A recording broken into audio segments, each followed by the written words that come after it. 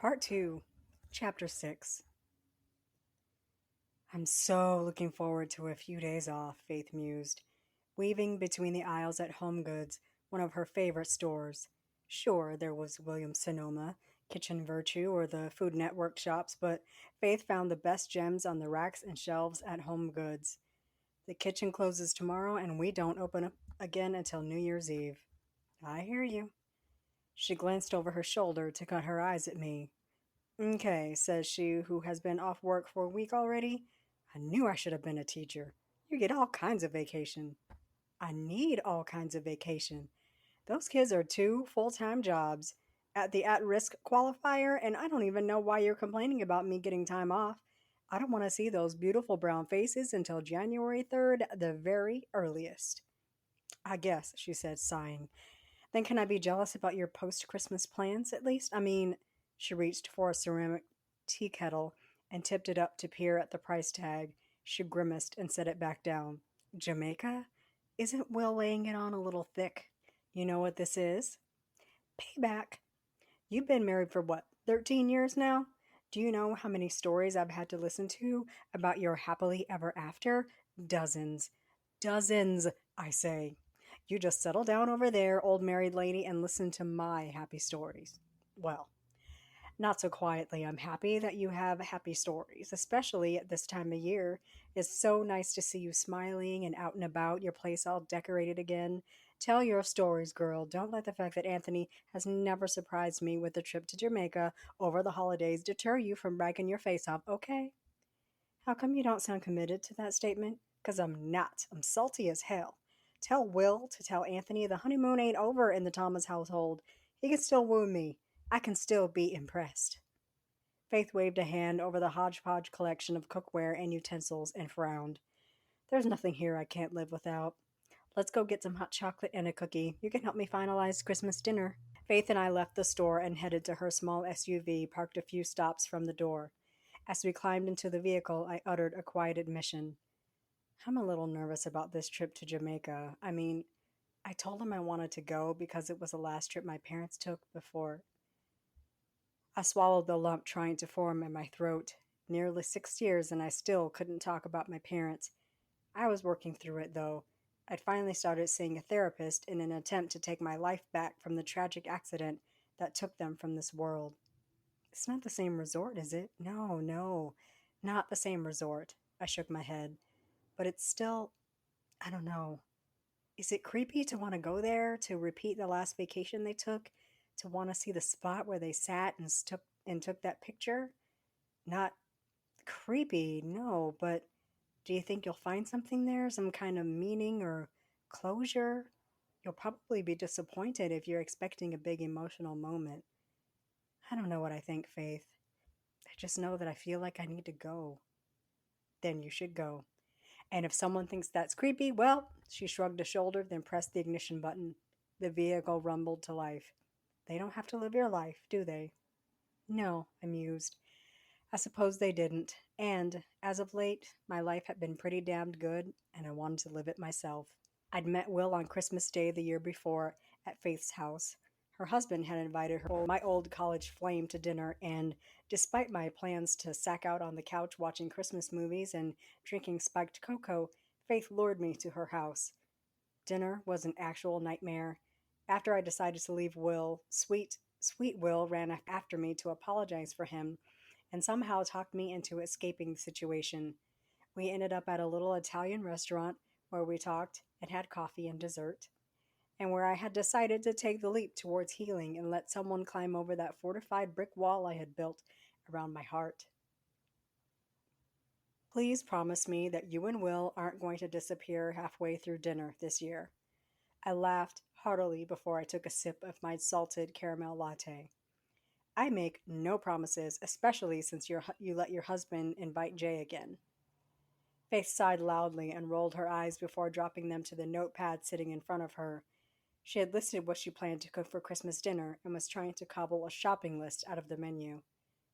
I told Anthony that if we have a repeat of last year, that I will send him and Jay somewhere by themselves. Hell, if I let him ruin dinner 2 years in a row, not when I'm making my prime rib with horseradish cream. The only reason he is coming this year is to apologize for last year. Yeah, well, I've had my share of spending time with him. His AA journey has been inspiring, and I'm happy he and his wife have reconciled. He is still the same insufferable buffoon from college. I don't even know what I saw in him. So it's not so weird dating your college love's younger brother? He's not my college love. He's a guy I dated, and no, it's not weird. Will is nothing like Jay. That's what I love about him. I grinned, knowing I was beaming from my wide forehead to the tips of my toes, but it was okay. I was crazy in love, and it felt good. Speaking of Will, I noted, checking my watch. He's probably in the kitchen. It's his night to make dinner, and I like to help. Faith nodded, tipping back the red paper cup to sip the last of her hot chocolate. I'd better head home, too. Anthony has had the girls all day. I can only hope he hasn't burnt the house down trying to make pizza. Better not. I want my prime rib with horseradish cream. Chapter 7. Honey, I'm home. I unlocked the door and swept inside the condo, dropping my purse on the table in the entryway and pulling my jacket from my shoulders. It has started to rain. I made it home in time to save my fresh Dominican blowout. I heard a sharp bark, then saw a streak of white careening around the corner, paws sliding on the wood floors. She was in such a hurry. Hi, Pumpkin. I reached down to pick up Coco, laughing at her body wriggling in my arms and the soft sandpaper scrub of her tongue against my cheek. You're exactly who I hoped would come running when I said, Honey, I'm home. Where's Will, huh, girl? Kitchen, he called, though I could have figured that. Will loved to cook and savored the nights when it was his turn. Between him and Faith, I had worked in an extra Zumba workout because hell if I was ever missing a meal. At the mention of his name, he poked his head around the corner and smiled. I'm elbow deep up a chicken's ass, or I'd run down the hall and lick your face too. Just one thing licking my face is enough.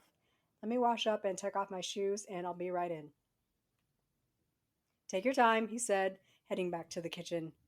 I hung her right into the bedroom, dumping Coco on the bed where she curled up in her usual spot on Will's pillow. We had been dating about 6 months when we decided to go for it and move him and Coco to my place. Will didn't want to renew his apartment lease, and I owned a place, so although it seemed early, things had worked out perfectly.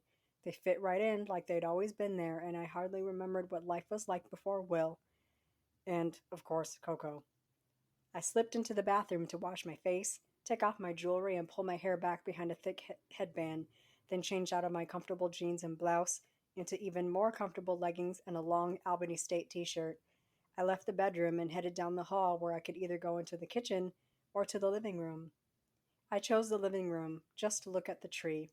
I adjusted the stockings hanging from the fireplace. There was even one for the dog.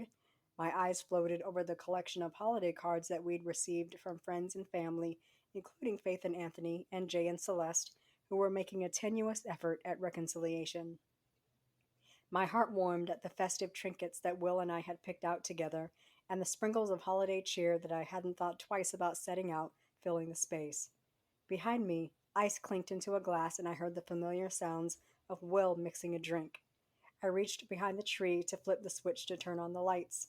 The small pearl bulbs on the tree, the multicolored lights around the windows in the living room, and the two beaded angels at either of the fireplace. Those were my parents, watching over me. How was Faith? Will asked, handing me a glass. I took it, sipping a little of the amaretto sour that he had perfected to my taste. Ready for vacation so she can hang out in her own kitchen. And she's mad at you. Me? Will dropped onto the couch, lifting his feet up onto the ottoman, as was his habit.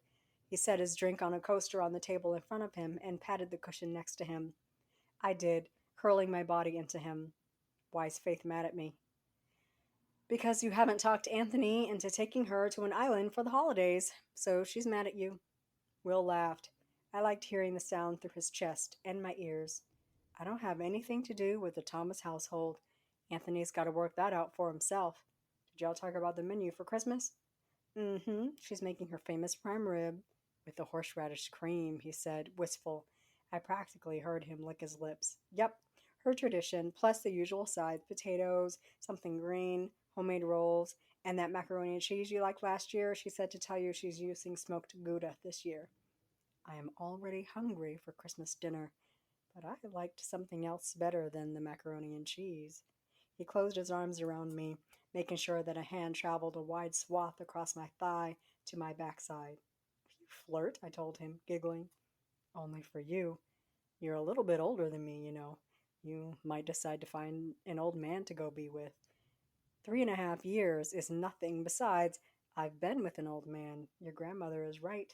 A new broom does sweep well. So well. I feel like that's a dig against my brother, and since we're still deep into sibling rivalry, I'll consider that a win. We just won't tell him. That wouldn't be awkward at all. I gulped down a swallow from my glass before setting it on a coaster. But he'd need to unpack that in therapy and then wax on about it at every opportunity. He's making good progress, though. Let's not make too much fun. You're right. I'm in therapy too, so I shouldn't joke about it. But I don't put everyone through the experience of me going to therapy. Hmm. He hummed, his lips brushing against my temple. I knew he wanted to ask how it was going, how I was feeling. We had agreed that I didn't have to talk about it, but from time to time I shared small things with him. I told him about the night my mother came to me in a dream. It was relatively soon after I'd met Will, and things were going well. So well it scared me. We had a good, long mother daughter talk. Will said if I thought my mother came to me, that she must have. I wanted to think that. It gave me comfort to believe it, but my therapist helped me understand that it was more likely that my mind was telling me that it was time to move ahead. Maybe I was waiting on a sign that said I could smile again, that it was okay to be happy, that I was still here, that I could live my life. I was going to help you with dinner. I thought you were elbow deep up a chicken's ass. Will laughed into the air, his head cocked back. You like that line. Prep didn't take long at all. I just put my dry rub on the chicken and had to get it all up on the inside, too. Then I set it up on a can of beer and put it in the oven. I thought we'd have some artichokes. Wait, I blinked, confused. You did what with a beer? He smirked, his eyebrows knit together. You've never had beer can chicken?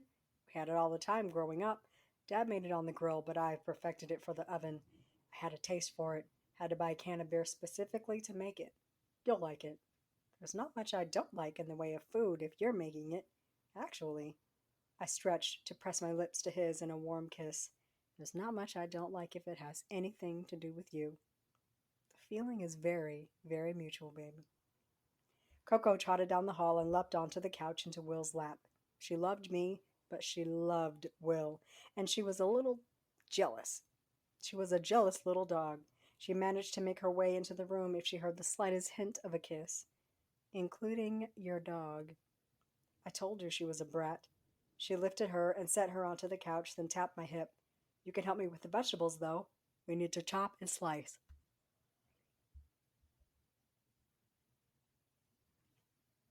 I think we can call beer can chicken a hit. Will's eyes dropped to my plate, which held a leg and a thigh bone that had been picked clean, remnants of steamed artichokes with hollandaise sauce, and scant evidence that I'd been served a generous helping of roasted broccoli cauliflower mix. You think? Did you leave anything on the bone, babe? Nope. And I ate all of my vegetables. That you did. I'm pretty proud that I make vegetables that you'll eat. Will started to get up, reaching for my plate. I playfully slapped his hand. I'll get the dishes. You know what this is. You cook, I clean. But you help cooked. I chopped broccoli and cauliflower, Will. Hardly an effort at all. You did the heavy lifting. Sit. I grabbed his plate and mine, shoveling what was left of our dinner plates into the garbage compactor, then placed the plates and silverware in the dishwasher. Will was a neat cook. He washed as he went, putting away spices and utensils after he used them. I didn't mind cleaning up after him when he hardly made a mess at all. The nights that I cooked, well, I tried. Will didn't complain when he had to clean up after me. In a few minutes, I had put away the leftovers, put the rest of the dishes in the dishwasher, wiped down the counters and stove, and swept the floor. The dishwasher hummed quietly. Will was in the living room where he lounged with his feet up on the ottoman, flipping through the new issue of the Financial Times. Coco was perched in his lap like a queen on her throne. Someone's comfortable, I commented, scratching her behind the ear. I think I'm going to run myself a bubble bath and relax, read a little. You sure? I'm sure. Faith dragged me to 9 stores today. 9. I'm a little sore. Maybe later on we can, stretch. I gave Will a wink, then laughed because he was the one always winking at me. I can definitely stretch some things for you. Will grinned, his tongue swiping his bottom lip as he gave my backside a tap. Go. Enjoy your bath. I'll meet you in bed. I must have been tired. 1 minute I was sinking into a piping hot, bubbly, jasmine scented bath and resting my neck on a rolled up terry cloth towel. The last thing I remembered thinking was how peaceful and happy I'd been lately. Unbelievably happy. But instead of being afraid that it was going to be taken from me, I was excited. I sensed something. Something on the horizon. I remembered sinking into the tub, my mind on those happy, expectant thoughts. The next moment, Will was bent over me, shaking me awake. You're gonna get all pruny and wrinkly, and not that I wouldn't still love you, but I don't want you to get all pruny and wrinkly. I sat up, yawning and stretching my limbs, then smiled as I watched Will pull the plug in the tub and grab a fresh bath sheet from a stack in the linen closet. He opened it and stepped back, waiting for me to get out of the tub, then wrapped it around me. Come on, Sleepy. Let's see if we can get in some stretches before you fall asleep on me. That nap might that nap might be just what I needed. I laid across the bed on my stomach. Will and I had a funny little ritual where he liked to apply my body butter after a bath. I don't feel all that sleepy right now. Is that right? I felt Will's weight on the bed and then his lips skittering across my skin. Goosebumps rose in waves. Chapter 8. I clung to Will, my arms wrapped tightly around him, my legs locked around his torso. The steady thumps of the bed against the wall and the matching rhythmic sound of skin against skin was heady and erotic. I needed to climax, but I also didn't want him to ever stop. His body writhed with long, hard strokes until I couldn't take it anymore. My back arched as I convulsed, and I let out a peal of loud, pleasured moans. A few moments later, his voice chorused with mine. I panted into the air, trying to catch my breath. Will had collapsed on top of me, still inside me, his mouth laying little suction kisses on whatever skin he could get to. When he attempted to pull out and roll away, I gripped him with my legs so he couldn't move. Are you trying to tell me something? Yeah, don't move. I might be in the mood for some more in a minute. He chuckled. You're gonna wear me out. Or is that the point? Nah, I answered, then finished with a snort. Just taking advantage of this new broom situation. My pleasure, then. Deciding that he wasn't going to be able to move any time soon, he settled his body weight onto mine and bent his head to kiss me. I love you, Saida, way more than I ever thought I could love a person. An eyebrow lifted. More than Coco, even? More than Coco, even. I'm sure she's real upset about that, too. As if on cue, I heard a light scratch scratch at the door and the whine of a spoiled Bichon Frise on the other side of the bedroom door. If we didn't lock her out, sex was interesting. I love you too, Will, I murmured softly, stretching up to kiss him, even if I have to compete with the dog. He moaned through another kiss, then rested his forehead against mine. Pensive, he opened his mouth, then closed it. What? I prodded. I wanted to talk to you about something. I've been kind of, well, waiting until I felt like the time was right. Oh? I unlocked my legs and started to sit up. This sounded serious, not a conversation one should have while intimately joined. Will sat up, then flipped the comforter back, the warmth of the room making short work of the sweat glistening on his body. I'll be right back. He hopped out of bed and headed for the bathroom, coming back moments later to slip into his side of the bed. I sat up on my side, rod straight. Something about this serious tone he'd used put me on edge. Don't try to let me down easy. Just say whatever it is. Babe, relax. It's not anything bad. We're okay. The sigh of relief that I let out was so loud it made him laugh. Then he felt bad about laughing, so he rolled his lips inward and tried to bring his face to a neutral expression. We've talked for the past few months about things we wanted to accomplish either on our own or together. It's been a great year, hasn't it? I nodded in agreement. The year had been great. I had taken on a new role at school. Outside of the children I usually worked with, I now had a small, dedicated group of students for one on one study and guidance. It meant more work, but I found it extremely rewarding to see them grow with just a little bit of attention. And over the summer, I had been placed in charge of coordinating volunteers at the children's nursery. I still went in to read to them, but now I could encourage others to do the same. The business has grown so much in the last year, Will was saying. That Panola Road project put us on the map. I've become a much better salesman. We've got projects going nonstop. We've had to hire a few people, subcontract some others, and I moved in with a beautiful woman that I fell in love with. He smiled, glancing at me like I could miss a bit of that sucking up. I feel like I'm in a place where, well, I'm happy, but I'm looking forward to more. I want more, and I want more with you, and I guess I wanted to get a pulse check, see how you're feeling about things, about us, about life in general. Life in general. I almost laughed aloud. Life in general was like night and day since I'd met him almost a year to the day ago. He called the next day, just like he promised he would. He took me to a speakeasy. It happened to be a spoken word night, so we listened to authors and poets read their work for the small but lively crowd. We had drinks and talked, and then went for coffee and dessert and talked. And when I'd called him to let him know I got home safely, we ended up talking most of the night. When I thought I was all talked out, that this man couldn't possibly find anything interesting about this broken woman he'd met on Christmas Day, he'd call and we'd talk more. About everything. About nothing. About important things. About stupid things. Before I knew it, a few months had gone by and I was falling in love. And terrified about it. The fear was irrational and I knew it, but I couldn't help it. I'd lost people I'd loved. I didn't think I could take it if something happened, and I lost him too. I almost pushed him away. Almost. Instead, I picked up a phone and made an appointment. Therapy was rough at first. The hardest thing I have ever had to do. Baring my soul, exposing my vulnerabilities felt impossible. That wall I'd built around myself, around my heart, I was so afraid to tear it down. And I had so much guilt to work through about the accident, about living after my parents were gone. After I got used to talking to Dr. Sawyer, it got easier.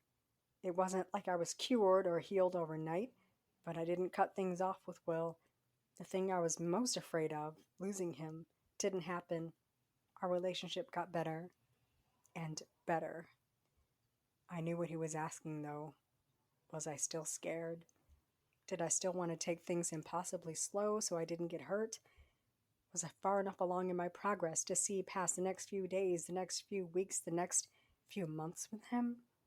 And the big question, was I ready to risk my heart again, to commit to taking vows seriously, for better or worse, richer or poorer? I reached out to him, placing my hands on his chest, pushing until he was on his back, shoulders pressed against the mattress. Then I hiked a leg over him and straddled his waist. I think that life in general is pretty damned amazing, thanks in some part to you. My life is completely different than it had been for a long time. I'm grateful to be where I am, where we are. I'm right where I want to be, Will. If it's okay with you, I want to stay here forever. His hands roved my body around the curve of each generous cheek before moving to the junction of my thighs. The tip of a finger dipped into my core, collecting wetness before circling and stroking, stirring me up again. That's fine with me, he mumbled, his eyes flicking up to mine. I bent to capture his lips in a long, slow, sensuous kiss while his fingers worked the magic. That's just fine with me. Chapter 9. Ready for this? Will put the car in park and glanced over at me. He smiled, except his smile was devilish and made me laugh. He knew I was nervous and already had one foot out of the door. I was ready to bolt if Jay was the slightest bit disagreeable. I guess. Do we need to set up a signal so if something happens and we have to leave, you'll know? How about you just say let's go and we'll walk out? I sucked my teeth, then gathered the straps of my purse. Smart ass.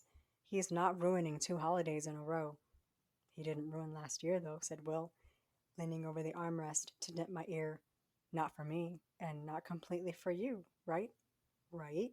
But you know what I mean. Yes, I know what you mean. I've got your back. I'm not afraid to knock a sucker out for disrespecting my woman, even if he is my brother. He reached for the door latch, saying, "Let's go in. We're already late." Whose fault is that? Well, it wasn't my idea to spend the whole morning in bed. Oh, yeah, I guess that is my fault. I leaned over to kiss him, my lips lingering on a moment longer than usual. I had wanted this year to begin the exact opposite of how last year began. No sadness, no melancholy, no dearth of holiday joy and gratefulness for all that had come to me throughout the year.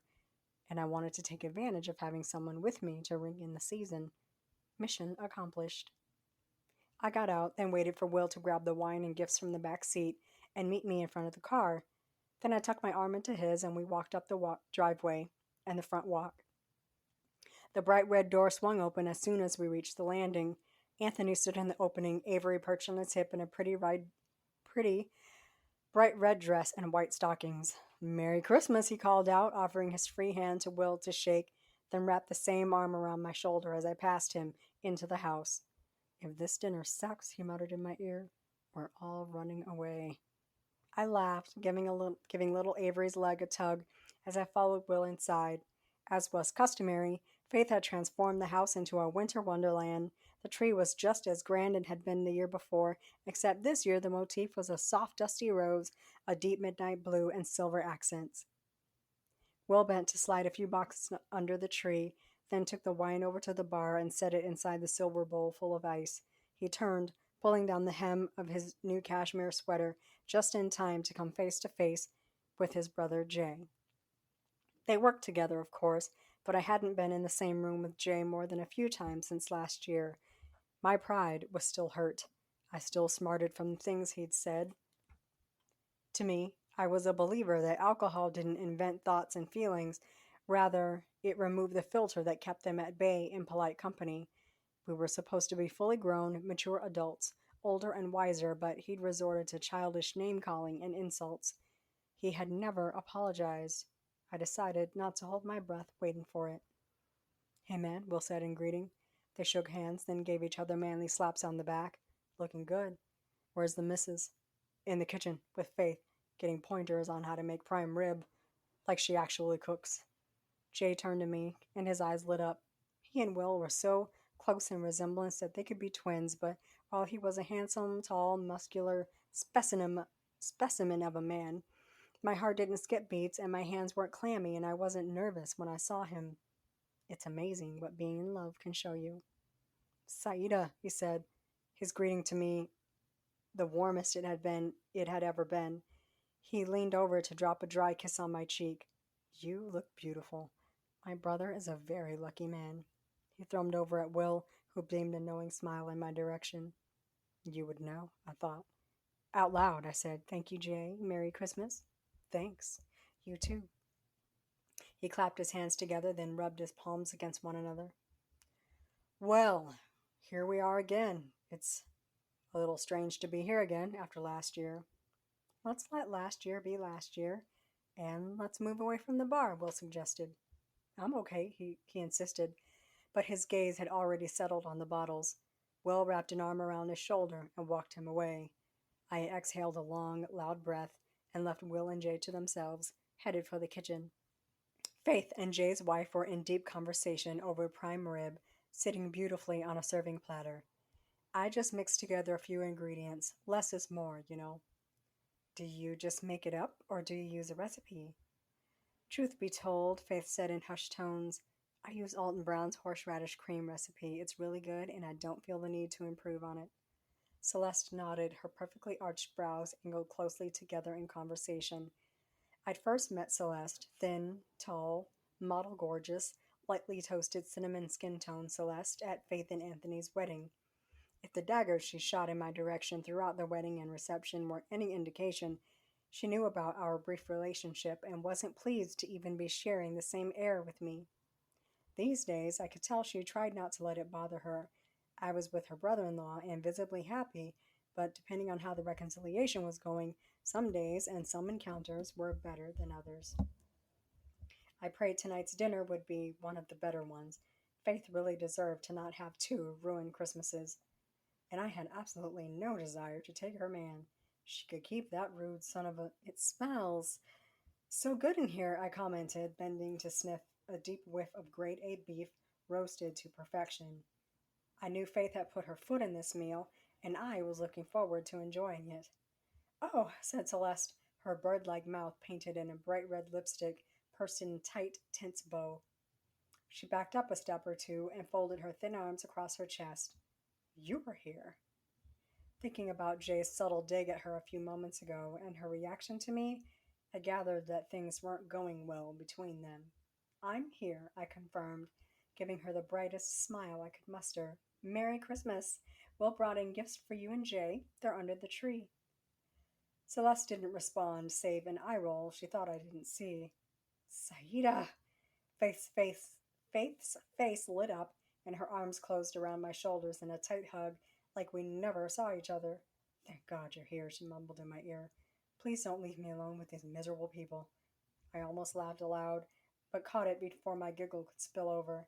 I guess I'd made a reputation for myself as a person that would, most certainly, leave a room if I wasn't satisfied.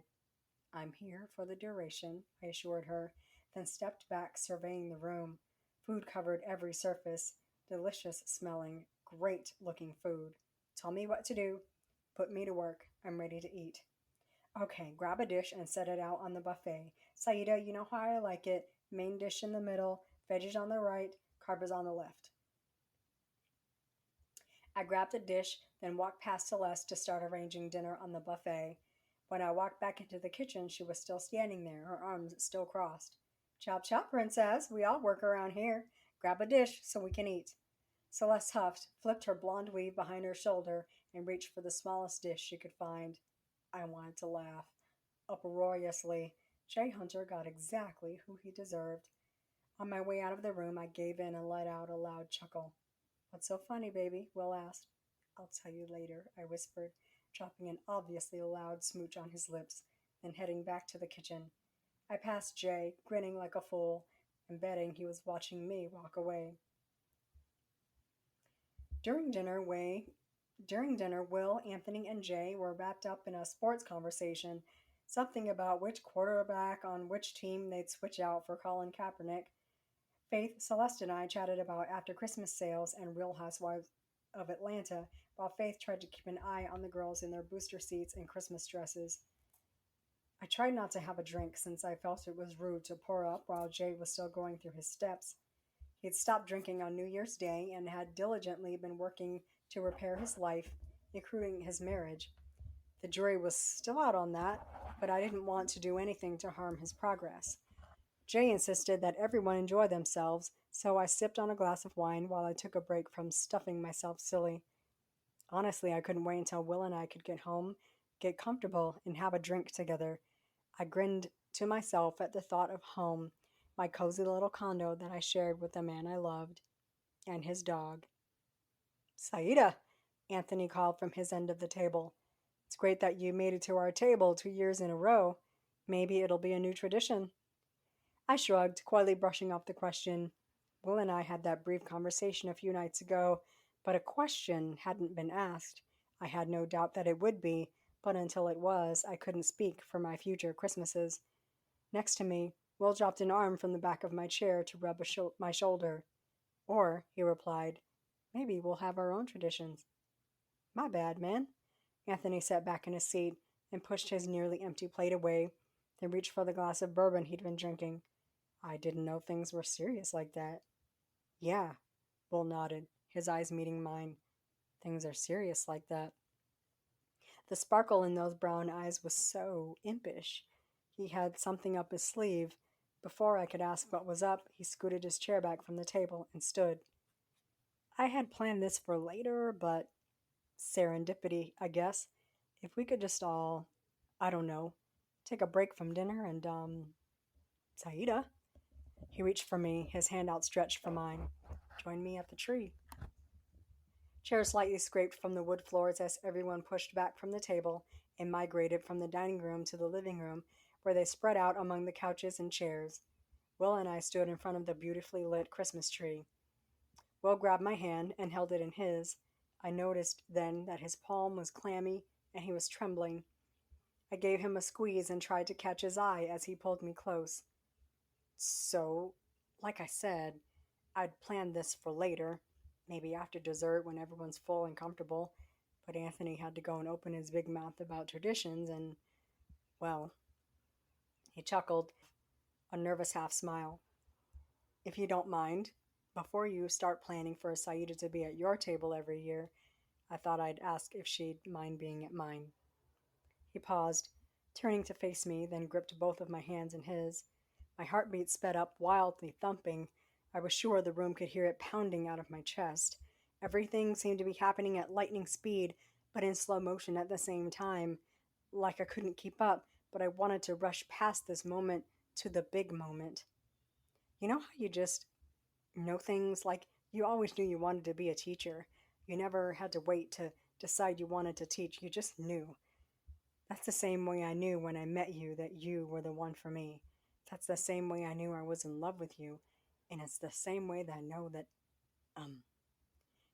Released my hands and sank to one knee, pulling a small velvet box from his pocket. When he popped the lid up, I almost couldn't see the ring nestled inside for the tears in my eyes. My head whipped around to Faith, who was trying and failing to keep a straight face. It was impossible that she didn't know about Will's plans, considering the cushioned ruby halo engagement ring was exactly something I'd fawn over, then lament that I didn't have someone to present me one. And she'd tell me to keep the faith, hang in there, there's someone out there just for me. I used to think that was something she'd said in automatic response. Then I met Will. As I was saying, it's the same way I know that I want to spend the rest of my life with you. So I think I know the answer, but I'm nervous anyway. I'm still asking though. Saida Harlan, would you do me the honor of being my wife? I nodded, my head bobbing viciously since I was crying so hard I couldn't speak. Will pulled the ring from the box and slipped it onto my finger. It fit snug and it was gorgeous, sparkling in the lights and against my skin. I grabbed his forearms and pulled until he was standing, then fell into his arms. I love you, he said, his lips so close to my ear. I felt his breath on my skin. I wish your parents could have been here, but I have a feeling they're watching over you and they're happy. Yeah, I answered, sighing happily, my arms still tight around his shoulders. I think they are. They would love you, Will. Absolutely love you, just like I do. And just like that, my Christmases for the next forever were locked in. Chapter 10. Thanks for having us, I told Faith while she helped me pull on my coat. It was chillier this year than last year, which I loved because we could turn on the fireplace and sit together with Coco between us and watch a movie. I was looking forward to doing that exact thing as soon as we got home. Those leftovers will not last long. Will is primed for a midnight sandwich. He might not be hungry again by midnight the way he ate today. I love a man that appreciates good food. Me too, especially that one. I looked back at Will, who was giving Anthony a hearty handshake with one hand, balancing the containers of leftovers with the other. He was guarding them like military secrets. My gaze returned to Faith. Her expression softened as she smiled. Enjoy it, Saida. He loves you more than anything, and you deserve all of that love. Let him show it. All the way through that vacation in Jamaica. I knew you couldn't hold back your saltiness, I smirked, then plopped a kiss on her cheek. Thanks for your help. I know you were a huge part in orchestrating today. She nodded. It was the only reason I would let Jay back on my house. I'm happy for you, honey. You deserve a happily ever after, and besides, she said, leaning in so only I could hear her, how awesome is it that Jay had to watch you get engaged to his brother while he sits next to a woman that only came back to him because his business turned around?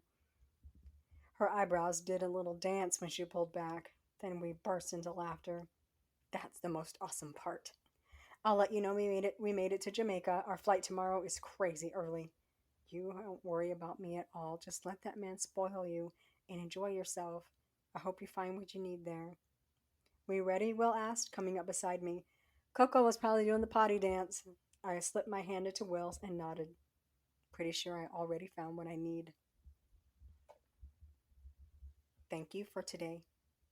Oh no, baby, thank you for today. I've never been so nervous in my life. We'd come home and changed clothes and were comfortably perched on the couch with the dog and some spiked hot chocolate and a few slices of Faith's pound cake. The fireplace was lit, and so was the tree and all of the lights and the angels, too. My condo was so festive, it was ridiculous. There was no need to be nervous. I knew just like you did. I just needed a little time, was all. What a difference a year makes, right? I only came to dinner to make sure my brother didn't drive into a tree, and I only came to dinner because Faith tricked me, and all it took was me and you being in the same room. Do you believe in fate? Or destiny? Will mused, then dipped his head to brush his lips across mine. I didn't used to. I'm a pretty logical person, but I think I have to now. Me too, baby, me too. I know I put you on the spot in front of your friends, my family. You're welcome to back out, you know. I lifted my left hand, gazing at my ring and how it sparkled so brightly in the lights from the tree. You'll pry this ring from my cold, dead hands, Will Hunter. I love you, I'm marrying you, I'm having your babies, and we will be happy for the rest of our lives. Got it? Got it, he said, laughing. And this trip to Jamaica, are you going to be okay? Yeah, I'll be great. In fact, I was thinking. I twisted in his arm so I could face him and grabbed one of his hands. Let's treat this as a prelude to a honeymoon, a celebration. I don't want to think about their last vacation or see where they took their last photo. I'm done with all of that sadness, with keeping things inside me because I feel guilty about being happy, being so stupid in love. I want to celebrate us in the same place they celebrated. That's it. Will nodded slowly, letting me know he'd been thinking the same thing. My brother is still an asshole, even when he's sober. I groaned. AA was helping, but I still couldn't believe I ever fell for him. But if it wasn't for him, we would have never met, and I never would have had the chance to be this happy. I picked up our glasses and handed Will's to him, then clinked mine against his in a toast. Here's to finding completely unexpected love and happiness for the rest of our lives. The end.